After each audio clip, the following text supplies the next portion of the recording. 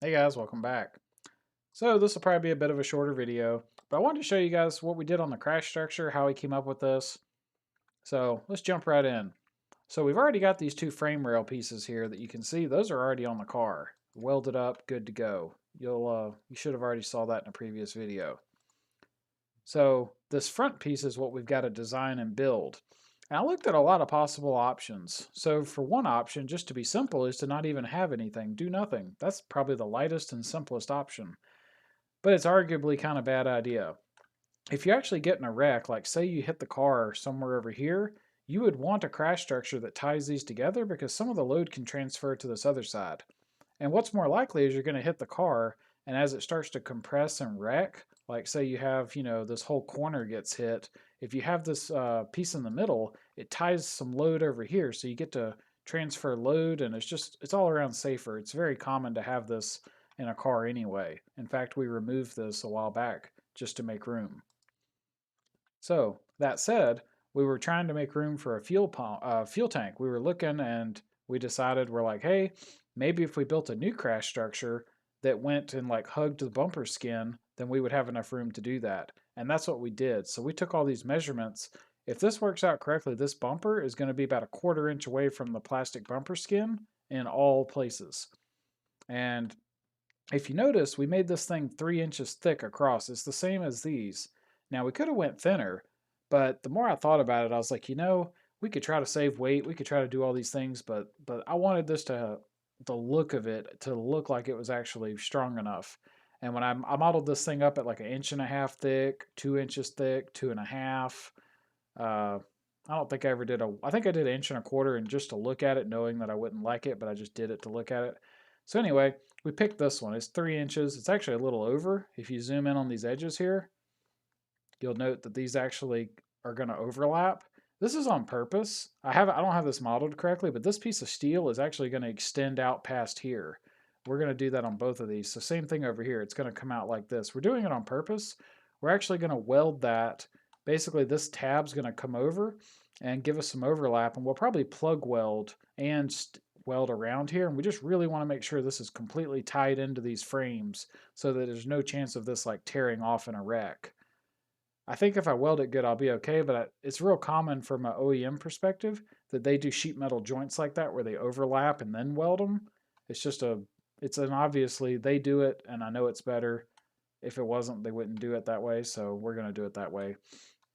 So there's that consideration, and what you'll probably notice is there's no holes in this. There's only holes on the top and bottom, but this side here, and if I spin this around, get that fuel tank turned off for a second, you'll note this backside, neither one of these have holes. That's on purpose. I hate to add the weight, but it's a safety thing.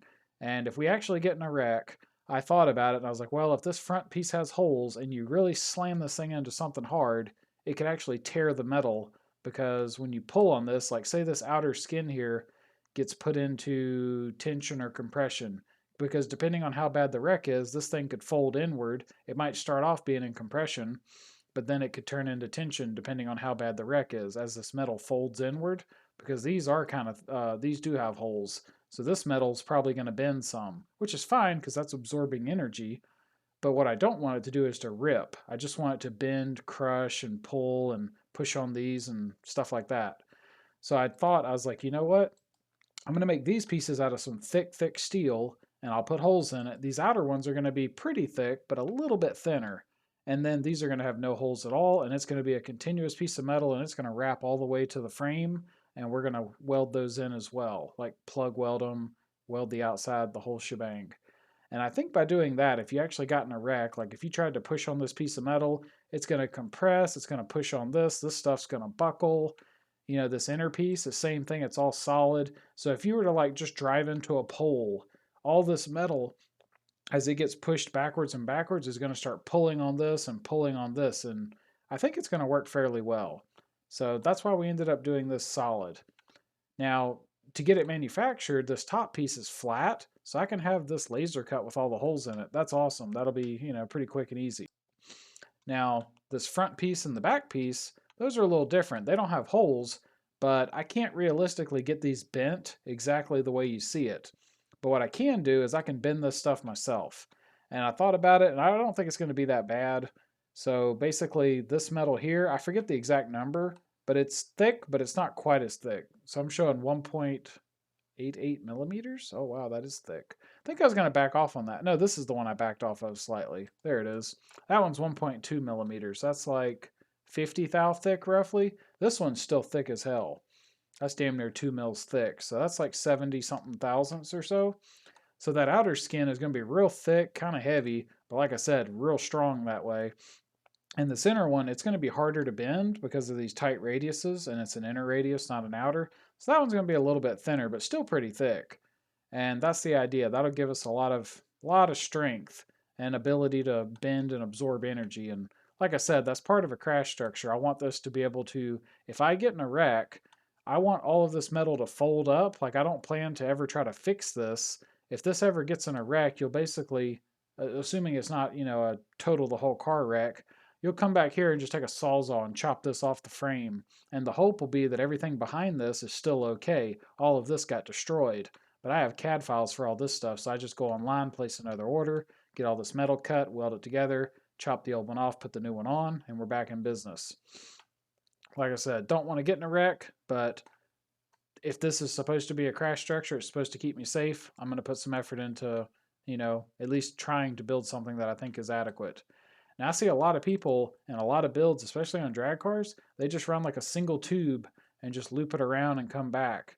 And I mean, it's something, but like in a real crash, the way tubes get strength, you gotta have braces and triangulation. Go look up a roll cage like in a rule book and you'll see that. They have lots of nodes and supports and they're all welded to big plates. And, you can make a cage really strong and stiff, but that's not really absorbing energy. That's just holding that part of the structure rigid. So, like in a perfect world, what I think you're trying to do, like if you were building a really safe car, is you want the center of the car to be really rigid, but you want the rest of the car to be like this in a sense. Like the idea is that the metal will fold up and absorb a bunch. You don't want it to fold up and not absorb energy. That's dangerous. You want it to fold up and absorb energy at the same time. That way, the like peak acceleration that gets transferred to the cab is reduced. So like if I drive this car into a wall, which I'll be at a racetrack, it's most likely going to get hit on a corner this way, like a vector coming in, kind of like this. So that's the most likely route of impact. If it does, this thing's going to get bent over this way. This one's going to get bent over this way. This whole front's going to get smushed in. And like I said, this will be replaceable. So anyway, I wanted to show you guys this is what we did, or this is where we're at right now, and I think this is what we're going to build. There's a lot of stuff I like about this. It gives us room to put our fuel cell in here. So our radiator, I don't have that really modeled in here. Whoa, that was the wrong button. I don't have it modeled in here, but the radiator is going to be roughly here, like I just showed you. Probably something like this.